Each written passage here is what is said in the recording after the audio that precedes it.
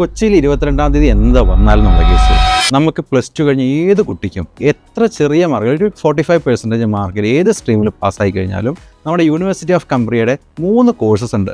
University of കംബ്രിയയുടെ BSc nursing ഉണ്ട്, BSc ചൈൽഡ്രൻസ് nursing ഉണ്ട്, BSc mental health nursing ഉണ്ട്. 12 lakh scholarship without IELTS ആണ് ഈ കോഴ്സ് വരുന്നത്. ഏറ്റവും വലിയ ബെനിഫിറ്റ് എന്ന് വെച്ചാൽ BSc നഴ്സിംഗ് ആണ് നമ്മൾ വേറൊരു കോഴ്സല്ല എടുക്കുന്നത്. ഏറ്റവും ഓപ്പർച്യൂണിറ്റി ഉള്ള ഹെൽത്ത് കെയർ മേഖലയിൽ അവിടുത്തെ ഏറ്റവും ടോപ്പിൽ നിൽക്കുന്ന ഹോസ്പിറ്റൽസിൽ നിങ്ങൾക്ക് ഒരു 50% കോഴ്സിൻ്റെ പ്രാക്ടിക്കൽസും ചെയ്യാൻ പറ്റും. ആ പ്രാക്ടിക്കൽസ് കഴിഞ്ഞിറങ്ങുന്ന നിങ്ങൾ ഒരു നേഴ്സിൻ്റെ ഒരു 80% നോളജ് നിങ്ങൾക്ക് ഉണ്ടാവും.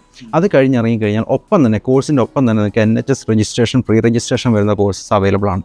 അത് കഴിഞ്ഞിറങ്ങിക്കഴിഞ്ഞാൽ നിങ്ങൾ അവിടെ നേഴ്സ്. അപ്പോൾ നിങ്ങളുടെ സ്ട്രീം ഏതോ ആവട്ടെ, കൊച്ചിയിൽ വന്നു കഴിഞ്ഞാൽ 22-ാം തീയതി നിങ്ങൾക്ക് എന്ത് ചെയ്യാം, അഡ്മിഷൻ സെക്യൂർ ചെയ്യാനും നിങ്ങളുടെ ലോണിനെ പറ്റി സംസാരിക്കാനും നിങ്ങളുടെ പ്രൊഫൈൽ എന്താണ്, നിങ്ങളുടെ ഗ്യാപ്പ് എന്താണ്, നിങ്ങളുടെ പേഴ്സൻറ്റേജ് എന്താണ്, ഇങ്ങനെയുള്ള എല്ലാ ഡൗട്ട്സും ക്ലിയർ ചെയ്യാൻ വേണ്ടിയാണ് നമ്മുടെ ഡീറ്റെയിൽസ് വരുന്നത്.